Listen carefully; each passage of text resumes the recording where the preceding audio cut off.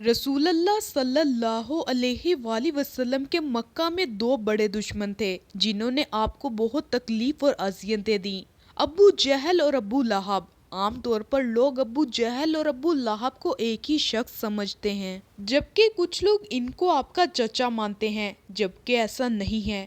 ابو جہل قریش خاندان سے تعلق رکھتا تھا، لیکن آپ سے اس کا کوئی بھی قریبی رشتہ نہیں ہے۔ بعض لوگ جو اس کو آپ کا چچا خیال کرتے ہیں، یہ غلط ہے، اس لیے کہ آپ کے دادا حضرت عبد المطلب تھے اور ابو جہل نہ عبد المطلب کا بیٹا ہے اور نہ ہی عبد المطلب کے خاندان کا ہے، بلکہ حضرت عبد المطلب عبد مناف کے خاندان کے تھے اور ابو جہل مخدومی قبیلہ اور خاندان کا تھا۔ ان دونوں میں کوئی خونی رشتہ نہیں ہے۔ ابو جہل جنگ بدر میں اپنے انجام کو پہنچا، جہاں پر اسے دو بچوں حضرت معوذ اور معاذ رضی اللہ عنہ نے اسے زخمی کیا اور حضرت عبداللہ بن مسعود نے اس کی گردن دھڑ سے الگ کر دی۔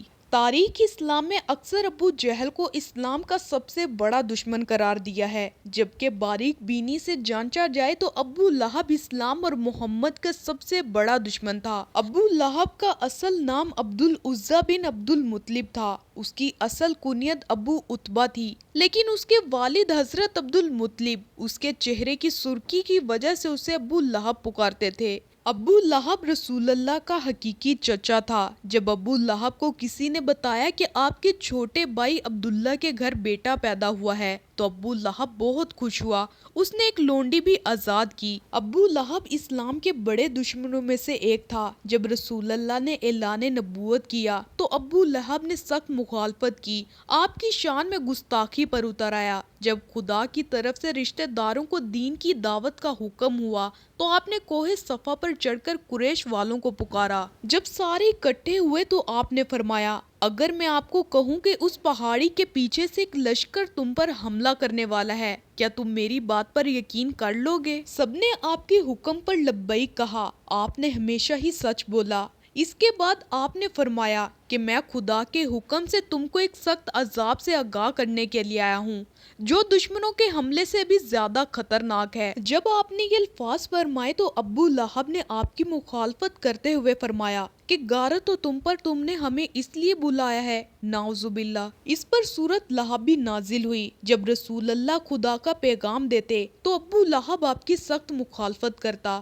بعض روایات میں ہے کہ ابو لہب نے کوہ صفا پر آپ کو قتل کرنے کے لیے ایک پتھر بھی اٹھایا تھا۔ ابو لہب حضور کے اتنے مخالف تھے کہ جب رسول اللہ کے بیٹے عبداللہ کا انتقال ہوا تو ابو لہب بہت خوش ہوا اور دوڑتا ہوا اپنے دوستوں کے پاس گیا اور یہ خبر خوشی سے سنانے لگا۔ نعوذ باللہ۔ ایام حج میں بھی ابو لہب آپ کے پیچھے لگا رہتا تھا، یہاں تک کہ وہ آپ کو پتھر مارتا تھا جس سے آپ کی ایڑیاں خون سے تر ہو جاتی تھی۔ قرآن پاک میں ابو لہب کی موت کے بارے میں سخت الفاظ بیان کیے گئے ہیں جو کہ حرف بہ حرف پورے ہوئے۔ وہ بہت ہی ذلت کی موت مرا۔ ابو لہب بہت مالدار تھا۔ جب اس کو خدا کے عذاب سے ڈرایا جاتا تو وہ کہتا، اگر حضور کی بات سچ ہے تو آخرت کے دن مال اور اولاد کا نذرانہ دے کر عذاب سے چھوٹ جاؤں گا۔ ابن اسحاق سے مروی ہے کہ جب ابو لہب کی بیوی ام جمیل کو پتا چلا کہ میرے خاوند کے بارے میں سورت نازل ہوئی ہے تو وہ ایک پتھر لے کر آپ کو مارنے کے لیے مسجد حرام میں پہنچ گئی۔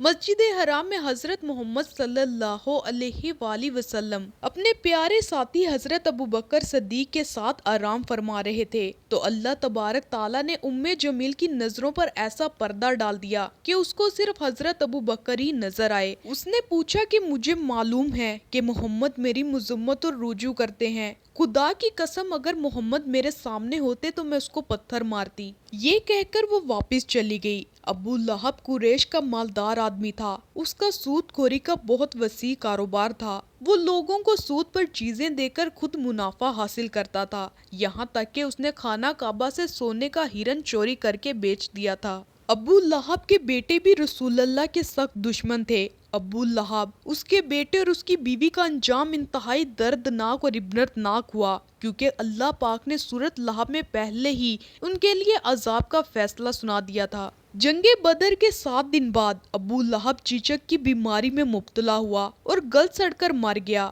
روایات میں ہے کہ اس کو ایک ریشے دار دانہ نکلا جو پھٹا تو پھر اس سے مزید دانے نکل آئے۔ جب ان دانوں کی بدبو پھیلنے لگی تو اس کی بیوی اور اولاد نے یہ فیصلہ کیا کہ ان کو اپنے گھر سے کسی ویران کھنڈر میں منتقل کر دیتے ہیں تاکہ یہ بیماری کسی میں منتقل نہ ہو۔ اسی بیماری، بدبو اور اذیت میں 7 دن رہنے کے بعد ابو لہب جہنم واصل ہوا۔ اس کی لاش 3 دن تک پڑی رہی، کوئی اس کے قریب نہ آیا۔ لوگوں کو ڈر تھا کہ جو بھی اس کے قریب جائے گا اسے چھوت کی وہی بیماری لگ جائے گی جس سے وہ مرا ہے۔ جب بدبو پھیل گئی تو لوگوں نے اس کے اہل و عیال کو یاد دلائی۔ اس پر انہوں نے تانوں سے تنگ آ کر کچھ حبشیوں کو اجرت دے کر لاش اٹھوائی، جنہوں نے اسے لمبی لکڑیوں میں رکھ کر ایک گڑھے میں پھینک دیا اور دور سے کھڑے ہو کر پتھر مارے جیسے اسے رجم کیا جا رہا ہو۔